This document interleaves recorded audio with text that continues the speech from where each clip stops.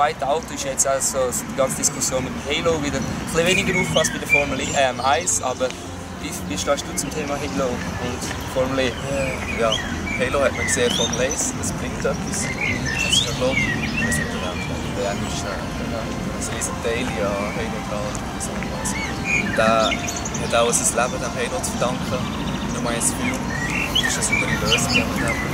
Der Bauer ein hässlich ausgesehen, aber Team in er selber kann man keine Sachen schneller fahren. Ja. So, Also das denke ich jetzt auch ganz so, wenn so ein Thema so halt, wie passt Halo zum Auto? Ich denke, das mit einem Formel 1 Auto sieht jetzt nicht so schön aus, aber zum Beispiel jetzt gerade beim neuen Formel E Auto finde ich so mit dem futuristischen Design passt der Halo perfekt in und man hat es auch nicht wirklich zerschwart nur der Halo. Also wirklich nur ist im Formel 1 Auto ist wirklich so, es ist halt wirklich ein Kindergarten auf und jetzt nicht im Formel 1 Auto, wo Formel E Auto alles ein bisschen anderes Design hat, ist halt, passt der Halo halt wirklich eigentlich gut rein, finde ich eigentlich. So ein schönes Design und Lösung.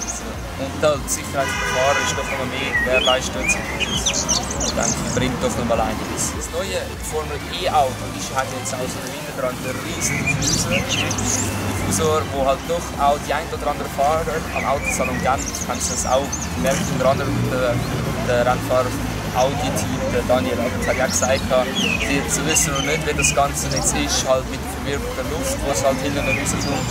Ich denke, es wird jetzt gerade hier in Zürich ein Thema sein, wo ja die Höchstgeschwindigkeit schlecht ist, wo Zürich erreicht die Höchstgeschwindigkeiten. Werden wir ja dann auch mal sehen, wie schnell die wirklich geht, dann mit der zweiten Auto, also mit der zweiten Generation vom Auto. Und halt doch denke ich, ist halt auch wichtig, so klar fährt man nicht allzu schnell in Formel 1, aber die Luftverwirbelung darfst du nicht unterschätzen, gerade mit dem riesen Fließer, den du hinten hast, wo halt die Luft verwirbelt und halt fürs Hinten-Reinfahren, wo doch auch die Formel E recht ausmacht, dass mit engem Abstand miteinander und die enge Gäste-Rasse ist, was doch auch ausmacht, denke ich.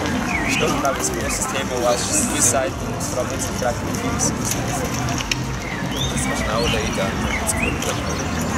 Gerade halt, wenn es eine schnelle Schikane gibt, oder, dann ist halt doch die verwirrte Luft recht gefährlich. Weil halt die Luft nicht so aufs Auto kommt, wie es eigentlich kommt, wie es eigentlich festgelegt ist. Ja, und wenn du in einer Kurve bist, machst du schnell Tschüss.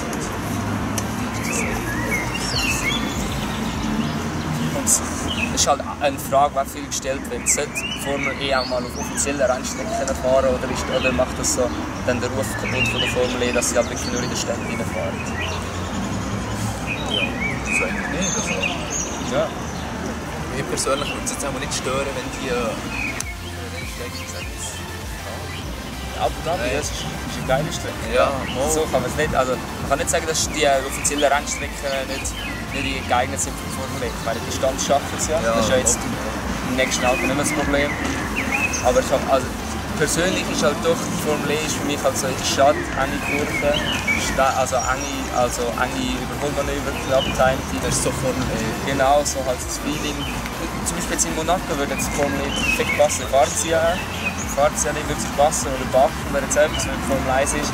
Aber ich denke jetzt gerade zum Beispiel so eine Strecke wie Monza würde es jetzt eher weniger passen. Genau, weil halt die Formel E ist halt doch noch so auf der Energiehaushalt. Und ich meine, das hat ja der Sebastian Buemi gesagt, also ja, du könntest theoretisch mit einmal Vollgas, du könntest das ganze Feld überholen mit dem Akku.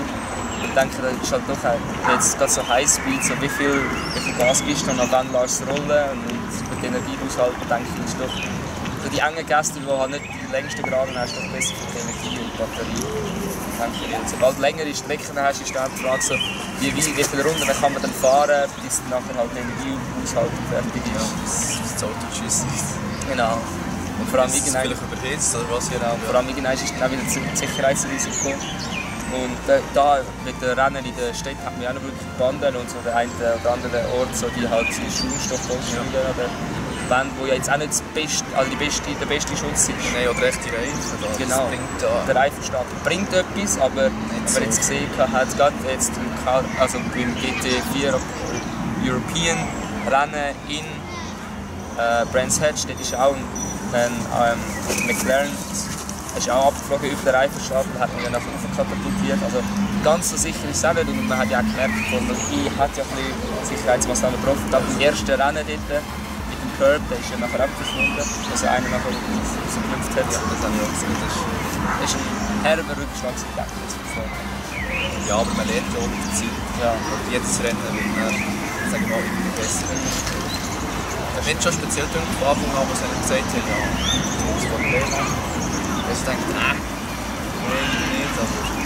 Man hat sicher nicht gemerkt von den Leuten, von der ganzen Formel 1-Teams, die man gesagt hat, der Formel 1 ist die Zukunft von der Formel 1. Und ich denke, man merkt so langsam, wenn die Formel 1 wirklich akzeptiert wurde. Ich meine, wenn man jetzt liest, so, ja, Audi ist jetzt gekommen und jetzt wird Porsche und all die grossen Hersteller. Und ich denke, es wird nicht mehr lange gehen, bis dann auch so Hersteller wie Mercedes und so Formel 1 können, so werden wir Autostellen. Ich denke, ist doch auch anfangen jetzt mit der Bevölkerung wird akzeptiert. Ist jetzt halt, denke ich, jetzt auch wieder ein kleiner Rückschlag, dass Renault wieder aus der Formel 1 zurückgeht. Wie siehst du das? Ja, Renault, die müssen eigentlich über alles sein. Aber dass sie sich mal zurückziehen. Mit der Begründung, ja, sie werden jetzt wieder mehr werden Formel 1 leiten. Ich weiß nicht, Formel 1 kann die Zukunft sein. Vor allem auch wegen der Länderleistung. Und erste Gefühl ist nicht zurück vorne. Das du denkst, die ist nicht das Gleiche, aber kannst du dir vorstellen. Du denkst, es ist schlau. Also ich finde es jetzt nicht die beste Maßnahme von Renault. Ich denke, es ist doch ein wichtiges Team, das seit Anfang dabei ist. Ich meine, es ist halt einfach das Team wieder rausgegangen aus Formel 1, das halt doch recht bestimmt war von Formel 1. Ja, vor allem Renault, den sind Namen. Ja, Renault Williams, Sebastian Buemi in der Schweiz, der auch mitgefahren ist. Und jetzt auch das letzte Rennen halt für ihn ist von Renault, halt wenn es im Anfang an ist in der Schweiz. Also nicht das letzte Rennen, halt einfach das letzte Rennen in dieser Saison. Und nachher ist Renault halt leider nicht mehr dabei. Aber was denkst du, werden die jemals wieder zurückkommen? Oder? Auf jeden Fall. Ja, also du siehst es positiv. Ich sehe es ziemlich positiv. Ja. Ich habe das Gefühl, die werden sicher zurückkommen. Die Begründung von Gleis finanziell oder einfach, wenn man jetzt einfach nicht schnell während vom Gleis legt und nachher wieder zurückkommen? Oder was denkst du, was ist die Begründung, dass sie wieder könnten zurückkommen? Geld. Einfach das Geld ganz finanziell Jahr. Also jetzt für sie haben gut auch. Man sieht ja, was sie überall stehen und was sie für einen Namen haben. Aber wenn man irgendwo weggeht, dann zeigt es den Leuten auch, aha, die gehen dort weg, passiert irgendetwas und dann fahren die ganze Zeit mit.